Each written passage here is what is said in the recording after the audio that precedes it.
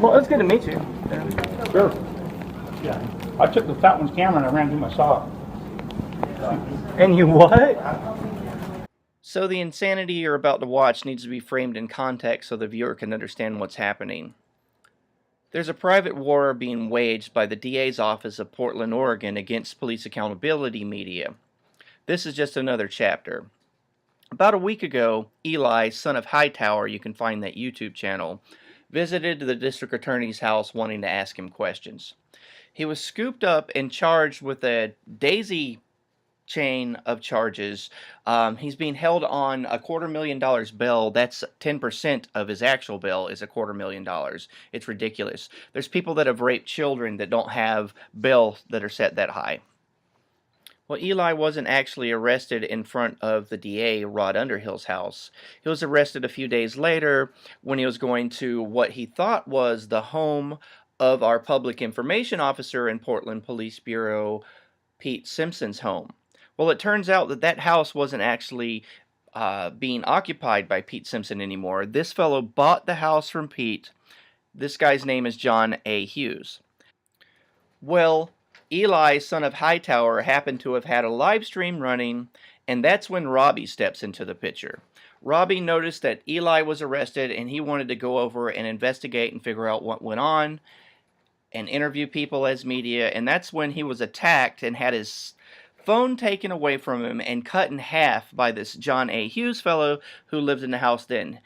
This happened in front of Portland Police Bureau, and then Portland cops actually arrested him. Then the DA refused to prosecute the man. Well, it's good to meet you. Sure. Yeah. I took the fat one's camera and I ran through my saw. And you what? Well, I hit it with a dead blow hammer and the battery lit on fire, made a volcano in the back of the phone. Wow. Then I had to put it through my saw to put it out. I got you.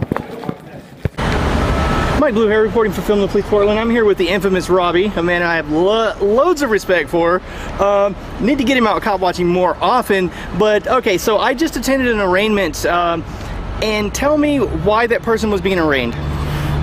So John Hughes was being arraigned for harassment and criminal mischief because he attacked me and my girlfriend. He took my phone, sawed it in half, while the police did nothing. Yeah, so criminal mischief, I guess that's the phone sawing in half because that's a property destruction crime. And then it was harassment? Yep.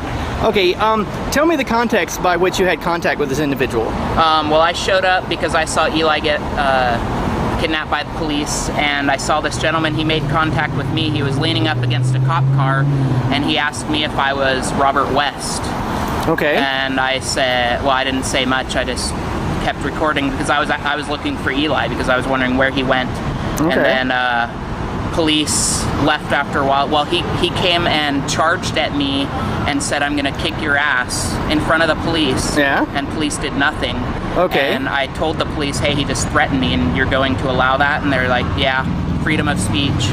Okay, and then like how did he get your phone away from you? Did he steal it from you right in front of the police? No, the police left, and then I was talking to his neighbor because she was like shouting a bunch of obscenities, and we were just recording that situation.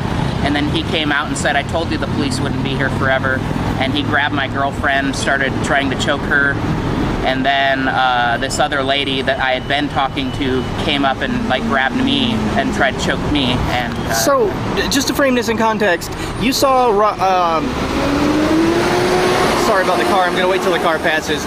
You saw son of Hightower, being arrested. Yep. And then you came down because you thought that was Pete Simpson's house and you wanted to question Pete Simpson, correct? Yeah. Well, I wanted to see what happened to Eli. Okay. Right on. Cool. Okay. But yeah, then we were attacked, so he takes my phone out of my hand. Police show up, I tell police, "Hey, that guy has my phone," and he basically runs to the back.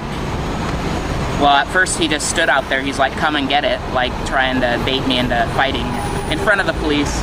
Right. And then police are doing nothing, and all of a sudden we hear this loud noise back there, and he comes out and my phone is in half and it's hot. Does he give you the half of the phone?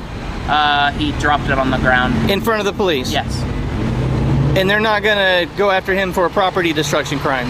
Apparently not, because I just showed up to see how his arraignment happened, and I guess I showed up too late because Yeah, I was there when they read his name out and said that he was no complainted.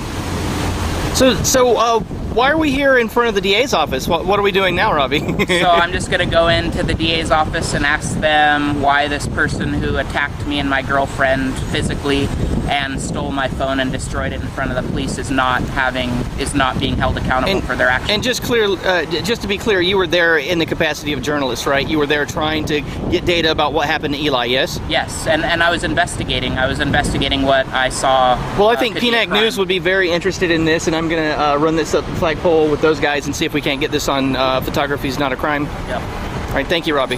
Thank you. This is just another example of the malicious intent that Multnomah County District Attorney's Office, Rod Underhill's office, has against known activists and police accountability folks here in Portland, Oregon. The corrupt District Attorney of Portland, Oregon is treating the law enforcement infrastructure as his own little mafioso. I mean, this is just creepy. Okay, they can attack cop watchers, destroy their property in front of law enforcement, and nothing happens. Now we have been able to demonstrate a systemic pattern of Rod Underhill in the District Attorney's Office using citizens as proxy soldiers against us. Citizen journalism is a very important thing in the U.S. culture right now. We have to defend it. You know, the District Attorney's Office needs to stop using people as proxy soldiers to attack journalists. Period. By not prosecuting people that attack us, they're basically using those people as a way to chill and silence our ability to gather news. What did the police say to you? I'm just curious about that. They said he was a parolee and what? You said he got parolee, they arrested him. The other two that showed up, they were either. Yeah. See, they wanted to ask him questions as media. They wanted to they had a list of questions they wanted to ask. And, you know, like when news reporters do it, same kind of thing. But Eli likes to go out by himself. We all like to go out in teams. We don't think it's smart to go by yourself. He had no beef with you, actually. Right, yeah. No. And he did leave pretty quick, you know. He was just trying to actually Pete Simpson, and I guess he had the wrong address. But that's not Pete Simpson's address. I Right. told him that right up front. Yeah.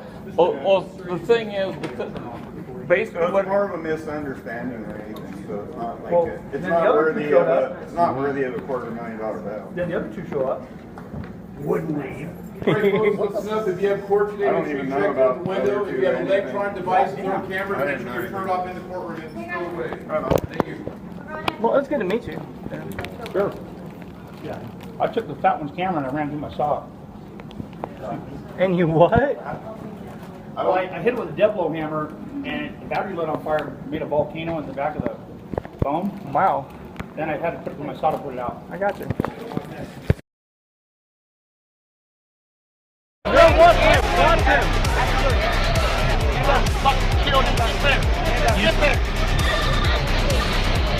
You're gonna kill him. What's your name, sir? Your name's Go Fuck Yourself? Alright, go fuck yourself. Wow. Hello, officer, go fuck yourself. Go back to the building.